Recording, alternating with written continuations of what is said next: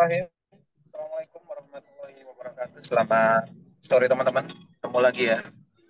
Titik balik perubahan edisi Ramadan. Sebelum kita awali kelas kita sore ini, marilah kita berdoa terlebih dahulu sebagai wujud kesyukuran atas nikmat, rahmat, dan kepahaman dalam mengikuti kelas kita sore ini. Berdoa silakan. A'udzubillahi minasyaitonirrajim. Bismillahirrahmanirrahim. Rabbi sidna ilma warzuqna fahma birahmatika ya arhamar rahimin. Amin. Monggo, Bang Jago. Oke,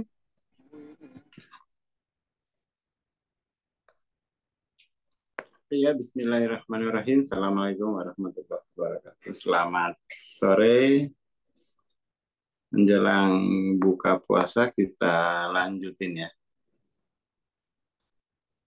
Kita lanjutin bedah, bukan bedah buku, pembacaan biografi dari David L. Hawkins.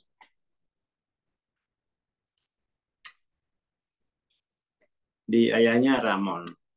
Ramon adalah pria yang keras, konservatif, moralistik, dengan kesadaran hukum dan ketertiban yang jelas. Hal ini sering menimbulkan emosi yang memanas di meja makan. Milwaukee adalah sosialis. Ini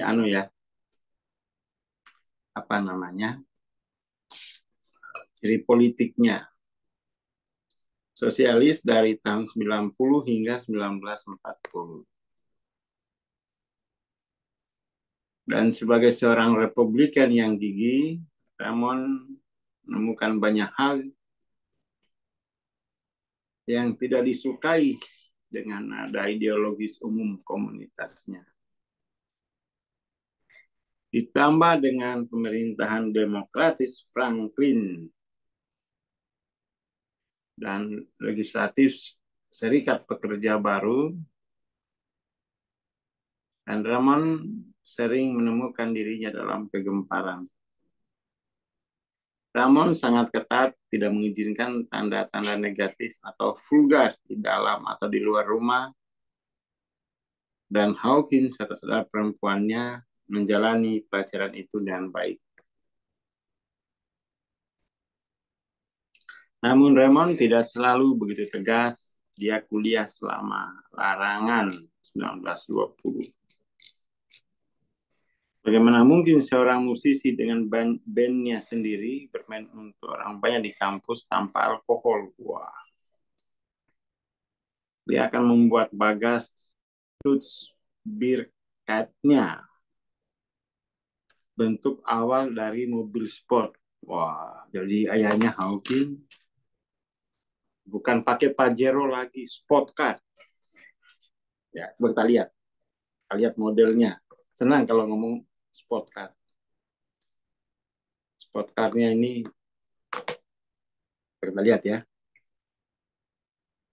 Bayangin bapaknya mana pakai sport car.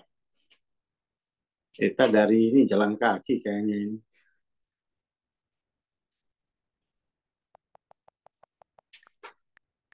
Nah, tulisannya itu ya. Waduh, tulisannya angel.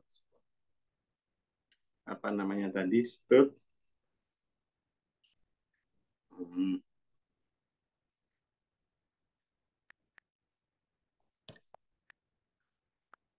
Terus, waduh susah ya.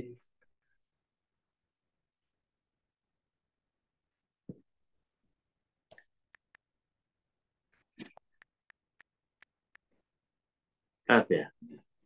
Cara pakai. Nah, kayak gini loh. Kita lihat ya tahunnya. Mungkin yang kayak gini lah.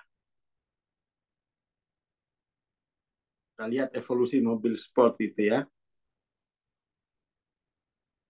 Nah, ini tahun, berarti masih model lama ya. Model segini lah. Kita masih pakai kuda. Ini punyanya raja kan ini kan.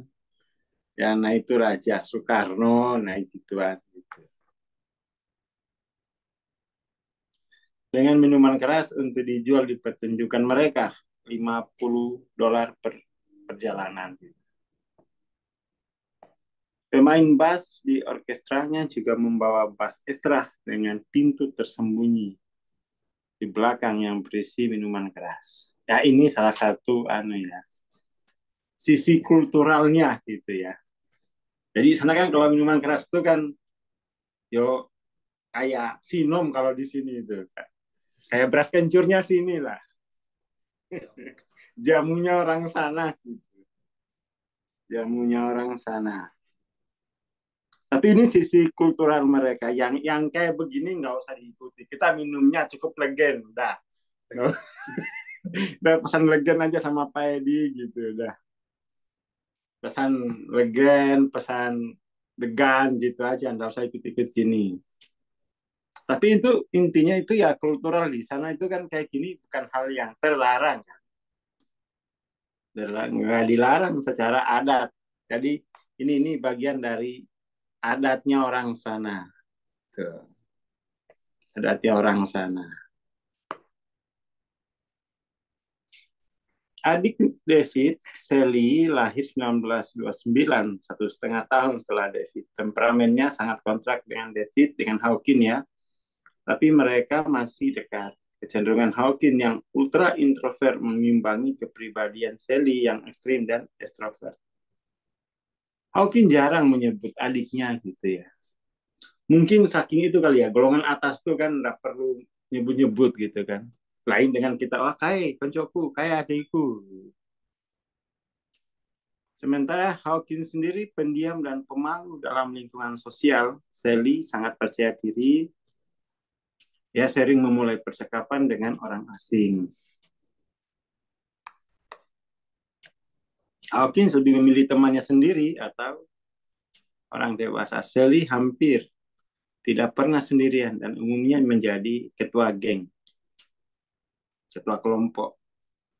Dia bisa menjadi agak agresif di satu waktu, ingin memiliki caranya sendiri. Temperamen Hawkins seimbang dan stabil dalam kebanyakan situasi.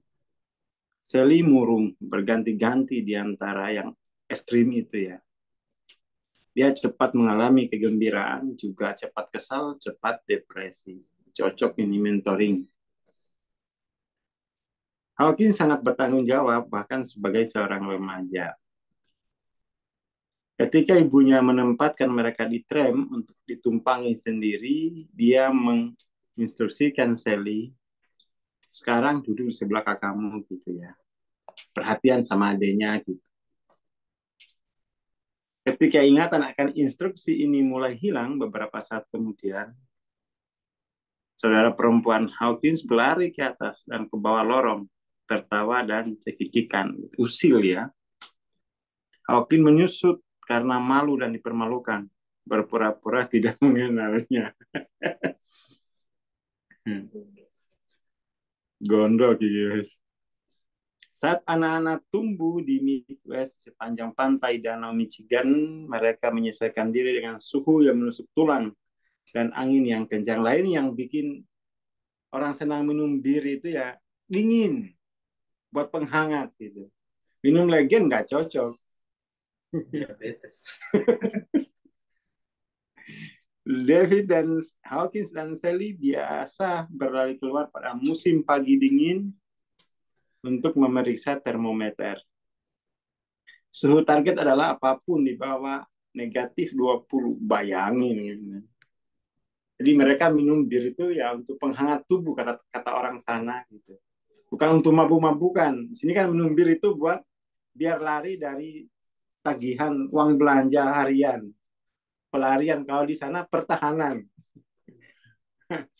Pertahanan. Itu adalah alasan untuk perayaan. Jadi kalau di bawah 20 itu mereka nggak ke sekolah gitu, diliburkan. Minus 18 dan mereka bersedih berjalan ke atas untuk siap-siap ke sekolah gitu. Kayaknya memang sana sekolah ini dari dulu dibenci anak-anak ya. Sekolanisasi ini kayaknya tidak Ini merenggut kebahagiaan anak-anak. Kalau nggak sekolah itu perayaan mereka. Tapi kalau sekolah, wah, bersedih. Ada ini nih, ini bibit-bibit sekolah ini ya. Di Indonesia belum ada sekolah zaman segitu. Paling SR gitu ya. Tapi itu kan khusus untuk para ningrat. Bagi para wong cili yang nggak usah sekolah. Itu masih banyak karung gabah yang harus kamu masukin di gudang gitu. Kamu kerja aja, nggak usah sekolah, pusing kamu.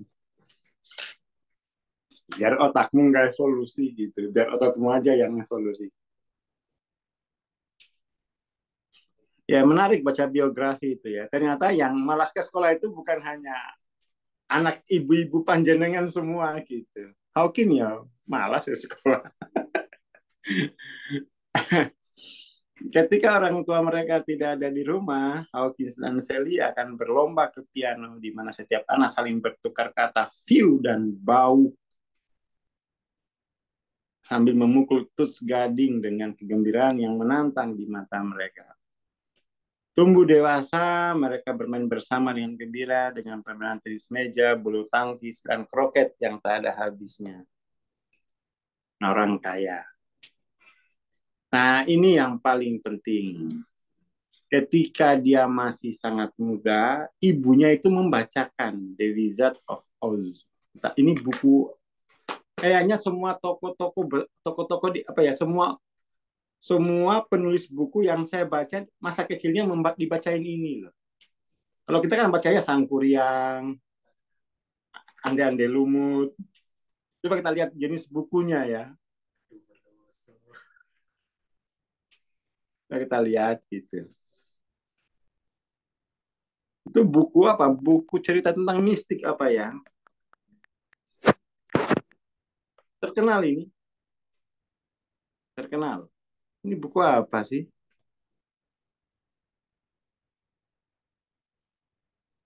Oke, kayak gini. Petualangan. Hampir seluruh buku penulis-penulis itu masa kecilnya dibacain buku ini. Jadi memang fiksi itu menghidupkan imajinasi, mendekatkan masa depan gitu ya, fiksi. Dia menemukan cerita memikat dan menganggap itu nyata. Ketika ibunya mengatakan kepadanya bahwa tempat-tempat di Oz itu tidak ada, dia langsung menjadi kecewa dengan fiksi, memutuskan untuk tidak membuang waktu membaca cerita rekaan itu gitu. Nah ini ya, pra-remaja. Hawking itu sudah kontemplatif, nggak kecanduan game. Sekarang kan pra-remaja kecanduan kan. Hawking itu sebagai pra-remaja kontemplatif, ia membenamkan dirinya dalam wacana filosofis sekitar abad ketiga sebelum Masehi. Melahap karya klasik yang ditemukan di perpustakaan orang tuanya. Apa aku bilang? Perpustakaan orang tua. Saya punya kebiasaan membaca karena di rumah Om itu ada buku-buku, ada perpustakaan juga.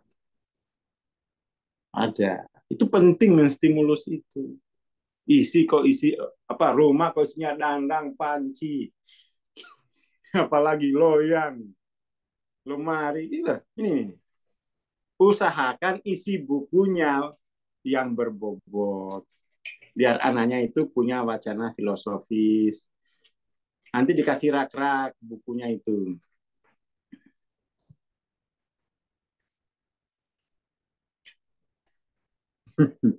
Ya, kunir asem. Buku filosofis. Ditulis di rak bukunya. Ini dulu buku yang Bapak baca untuk menuntaskan titik buta spiritual. Tadi Ahmad bungkus buku ada 10-an lah. Ah, bagus tuh, beli tuh. Uang kok buat beli kuota, nonton. Selesaikan titik buta spiritual. Sampai sekarang Ahmad belum pulang ini. Ngirim bukunya. Kalau nggak dimarahin, nggak ini. Uang sebenarnya banyak. Bukan nggak ada uang orang Indonesia itu. Mall aja tiap kecamatan ada kok. Itu kan buat nampung uangnya orang Indonesia kan. Uang ada. Tapi harus dimarahin itu loh. Itu saya, waduh, apa harus ditakut-takutin. Harus baru rame. Tiap hari kayak gitu kan nggak usah harus dibilangin lagi. Harus beli buku 3 buku wajib, nggak usah dibilangin lagi. Cari sendiri gitu loh. Kayak siapa itu? Kayak Abian ya. Abian tuh langsung, Bang, uang saya segini beli buku apa? Nah, kayak gitu senang saya tuh. Langsung tak kasih hadiah dia. Ya udah ini kamu harganya segini, kamu bayar segini aja. Yang bagus kamu mencari. Gak perlu aku promosi. Gitu. Biar paruh dicuan lah. Iya. Jadi bayangin ya, dia pra remaja kan umur-umur belasan gitu ya. Dia sudah membenamkan dirinya dalam wacana filosofi sekitar abad keempat, ketiga sebelum Masehi, melahap karya klasik. Karya klasik itu banyak, itu berarti bukunya bapaknya. Dan apa yang kedua orang tuanya pembaca yang rakus, ya mirip Bang Aswar lain, rakus. Dan mereka mewariskan kecintaan mereka akan pengetahuan kepada Hawkins dan Sally. Nah, itu dia.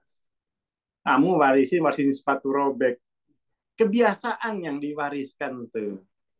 Wariskan kebiasaan gitu loh. Wariskan kebiasaan. Untuk mentalnya. Dan properti emas cash untuk membiayai hidupnya biar mudah. Ya. Jadi orang tuanya mewariskan kecintaan, kebiasaan akan pengetahuan gitu. Keluarga Hawking melihat banyak buku dari perpustakaan umum daripada keluarga lain. Jadi mereka itu paling banyak ke perpustakaan daripada keluarga yang selama bertahun-tahun. Nah, kamu perginya ke Matahari Indomaret, Superindo, nggak pernah ke perpustakaan umum, nggak pernah ke Periplus, nggak pernah ke Gramedia. Gunung Agung udah tutup, sampai Gunung Agung tutup. Sekalinya kamu nyari buku, nyari yang bajakan. Ah, jangan. Asli. Bayangin, seringkali setiap anggota keluarga membaca seluruh buku setiap hari. Dan seluruh keluarga pergi ke perpustakaan setiap minggu. Healingnya itu ke perpustakaan. Kamu healingnya ke pantai. Angin sepoi-sepoi, lapar, makan. So angin kerolah. Ke perpustakaan gitu loh. Wong ini tadi kita udah bahas sama tim Kabunaha. Kita tiap desa bikin perpustakaan yang dikelola oleh Kabunaha. Orang desa, dana desa bayar ke sinilah. Main-main sekarang. Otak aja difitrahin tapi nggak pernah dievolusikan gitu. Dikit-dikit foto makan, foto apa, toples makanan, foto toples kue, foto gelas minuman, buku sekali-sekali kayak Bang Aswar, buku lagi, buku lagi, buku lagi. Tiap hari itu buku. Tanya Pak Rudi. Pak Rudi sampai, aduh, seluruh sekarang itu, seluruh pengantar ekspedisi udah tahu nomor Pak Rudi. Semua sudah tahu tuh. Sudah tahu. Saking tiap hari. Tiap hari. Tiap harinya.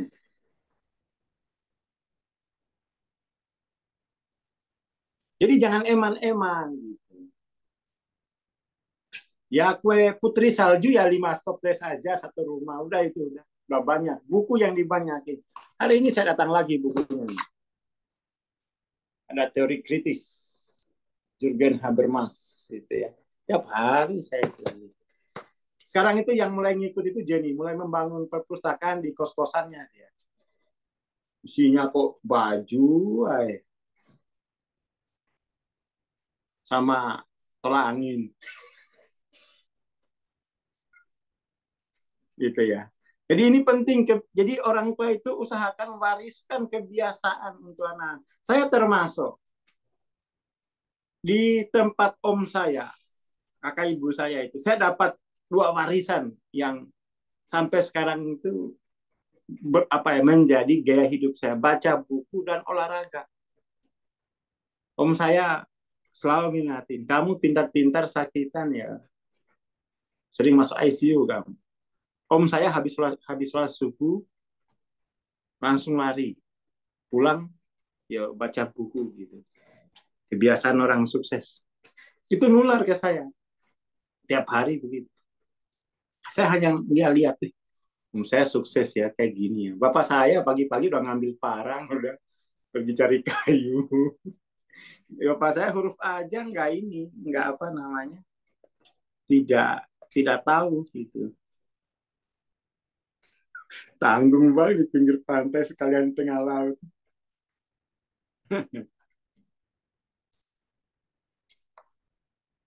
Gitu. Jadi untuk orang tua atau untuk kakek, wariskan kebiasaan ke cucu gitu. Oh, kakekku dulu itu tiap hari membaca buku ya. Buku apa? TTS. Itu bukan baca. Obat pikun mungkin. Saya juga dulu di SMA, itu TTS itu tiap hari. Habis juga saya di SMA itu kenal TTS itu. Habis saya buku beli itu.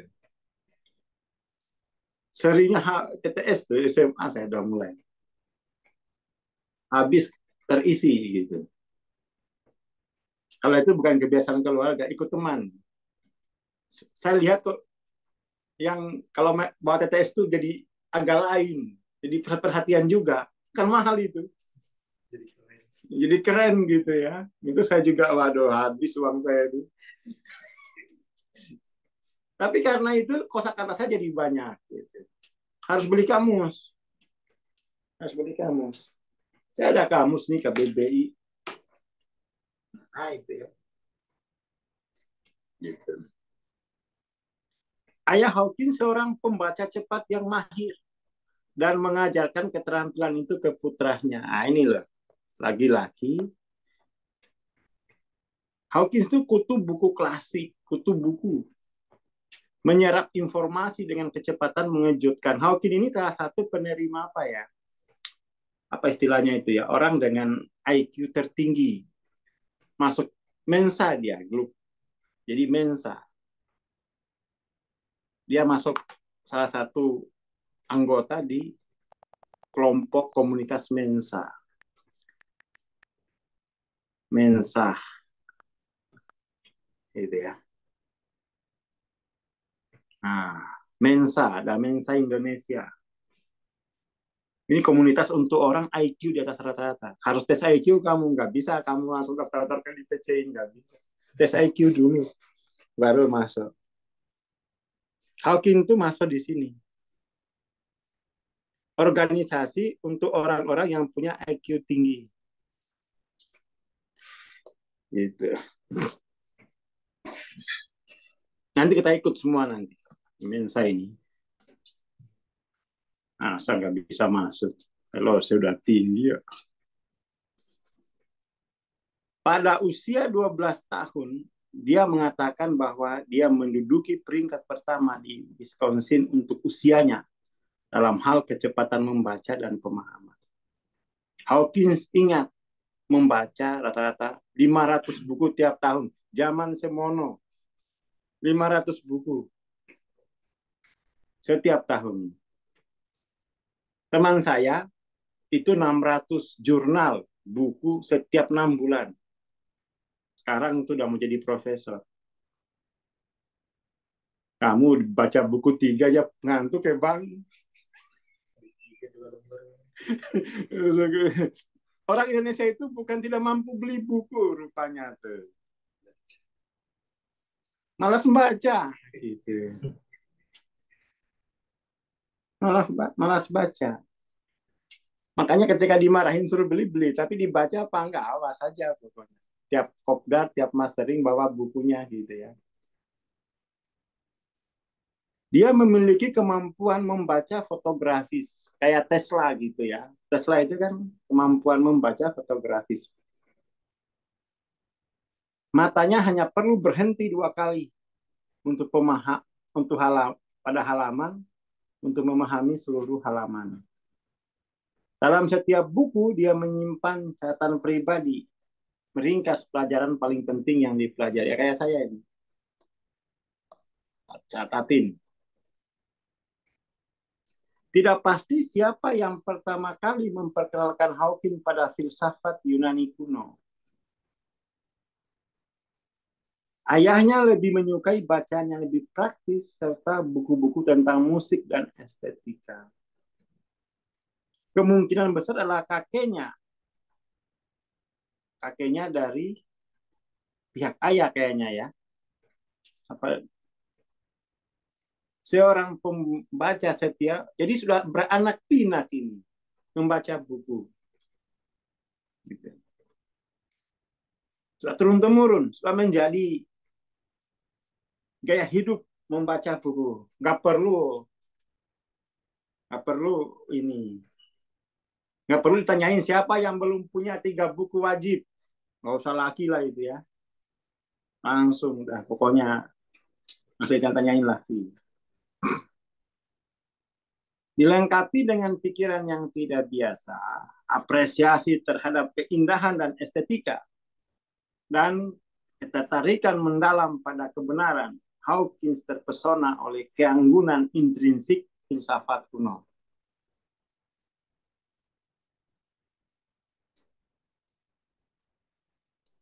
Sementara sebagian besar pembaca hanya berfokus pada isi wacana filosofis, Hawkins senang dengan kecemerlangan dan kejeniusan dari para pemikir besar. Makanya Hawkins itu dia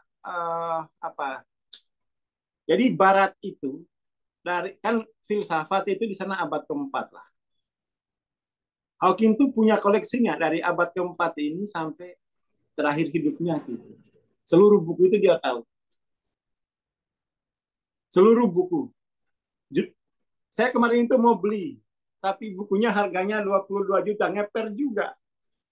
Wah ini bisa-bisa jatah MTLOC ini nggak habis buat beli buku ini. 22 juta. Namanya itu ini, Western Book. Ngeper juga saya. Nantilah nyicil-nyicil. 22 juta harga bukunya. Apa ya, Western Book.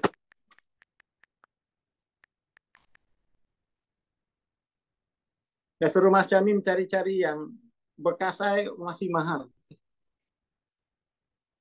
Tambahin lagi. Itu kayak ensiklopedia. Nah ini. Jadi seluruh kok ini seluruh pemikiran filosofi itu diurut.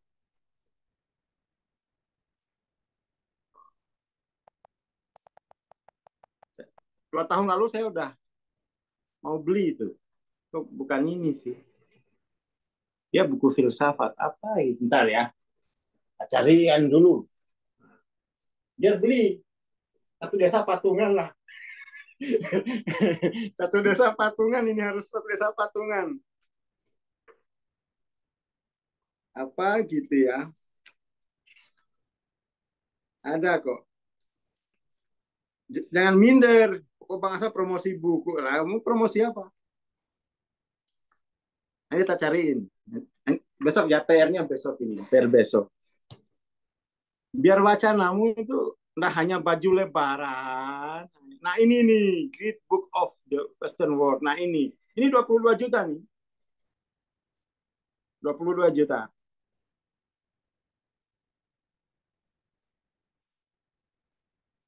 Jadi seluruh ide-ide pemikiran Barat itu disatukan, dibikin buku kayak gini. Jumlahnya ada 54 volume. Silakan arisan. 22 juta itu motor satu. Nah, 52. Kemarin saya udah masukin keranjang doang. Pas check out, langsung sakit lambung. Ya, jatah buku saya itu kalau beli di ini 10 juta. Kalau 20 itu langsung pening. Jatah bukunya itu 10-an. Kalau 10 juta beli buku itu senyum-senyum. Ini kok 20 ya? Langsung sakit perut. Belum JO, umurnya sudah kerasa. Mana otaknya mau maju kalau nggak pernah baca pemikir besar sepanjang abad modern gitu. Hawking tuh punya gituan.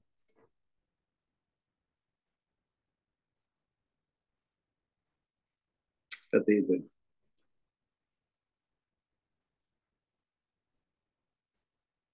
Oke ya. Dia senang mengeksplorasi bagaimana pikiran yang luar biasa itu bekerja. Para filsuf Yunani menjadi pendamping mental. Sangat cocok dengan cara hidup Hawking yang tenang dan introspektif. Kamu pendamping mentalnya TikTok. Habis kamu. Ini kebiasaan sebenarnya. Orang Indonesia itu bukannya tidak mampu belajar, mampu. Hanya nggak terbiasa. Pemberitaan di kuburan air, menghadapi nyamuk, dan sengatan dinginnya malah mampu kok. Buku ini apa sih? Bisa dibawa kemana saja. Tirakat aja mampu.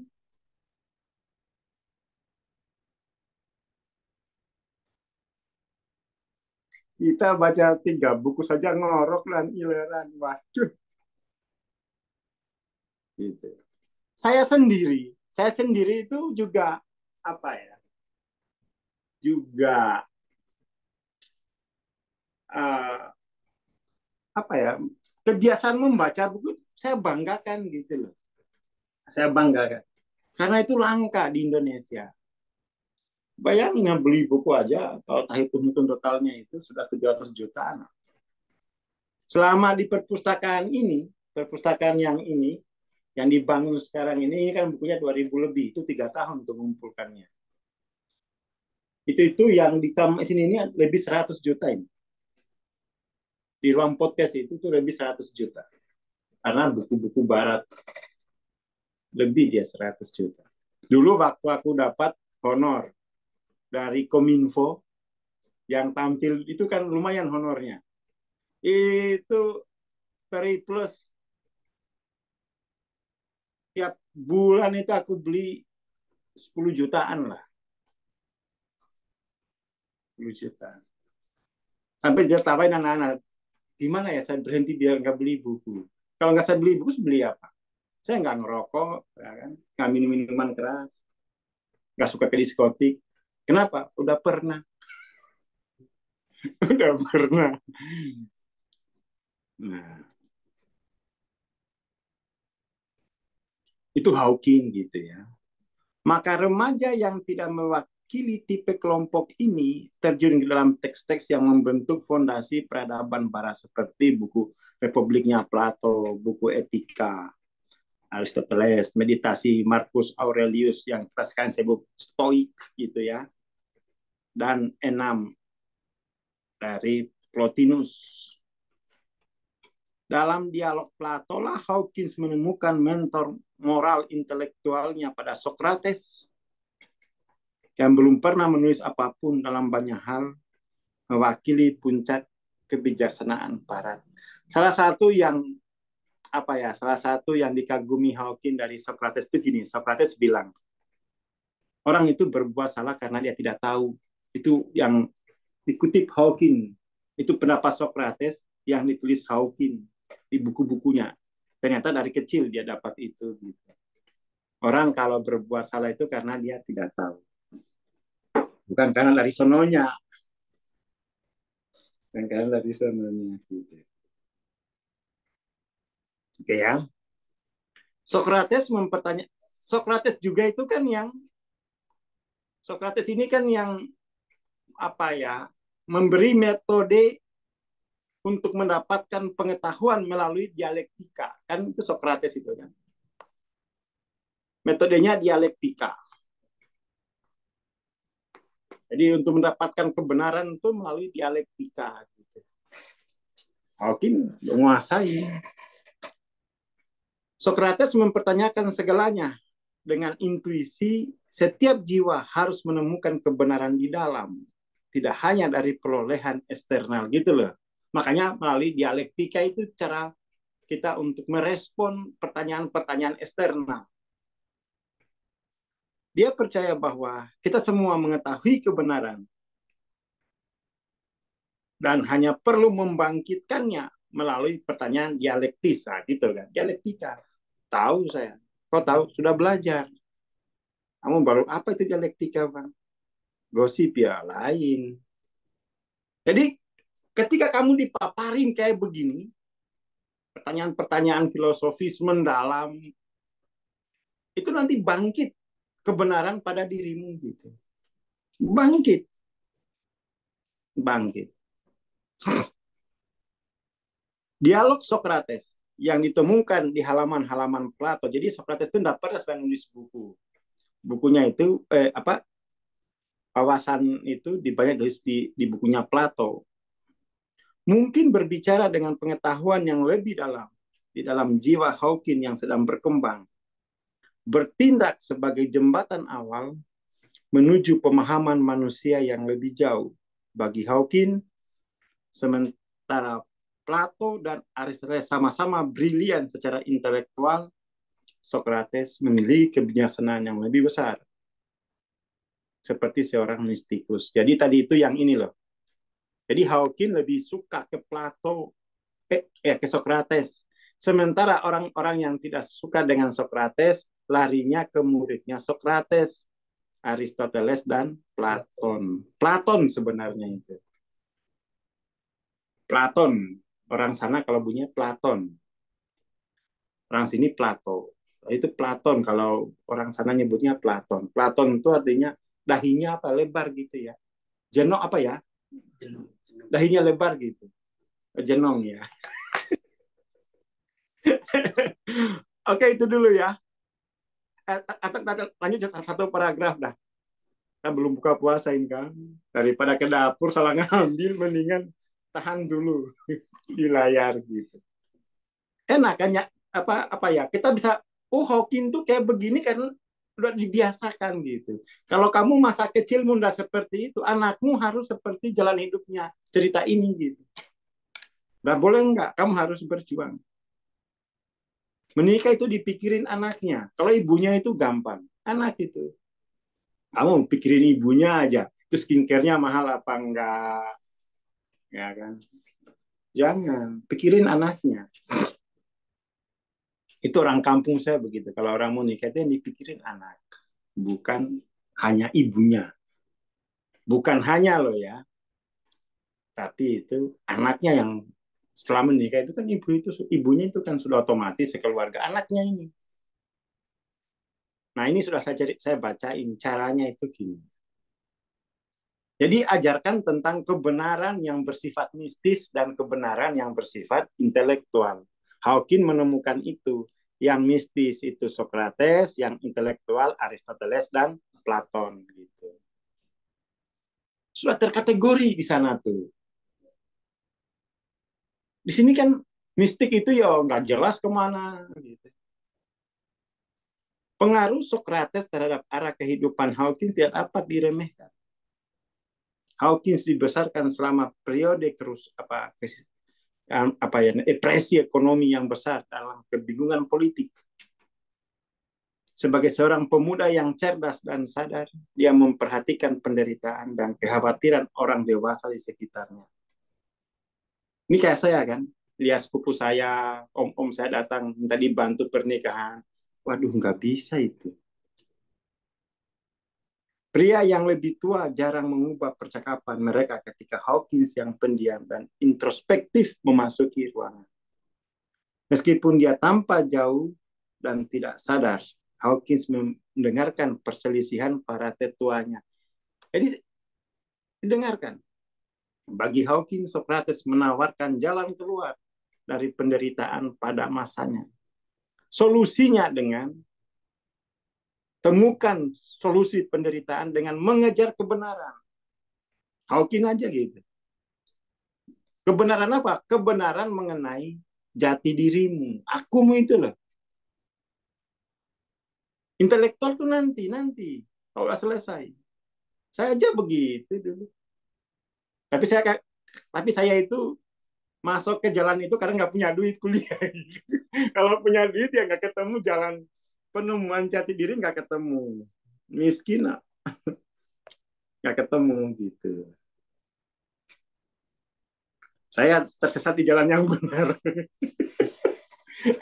Tadi sama Mbak Hadi itu nggak mengajarkan tentang intelektual, tapi langsung mengajarkan kontemplasi dan diberi madu dari Mbak Dim. Jadi tujuannya adalah untuk mengungkap kebaikan mutlak, kebenaran mutlak. Gitu loh. Jadi akumu itu terisbat pada kebenaran mutlak. Itu jalurnya jalur mistis. Intelektual nanti.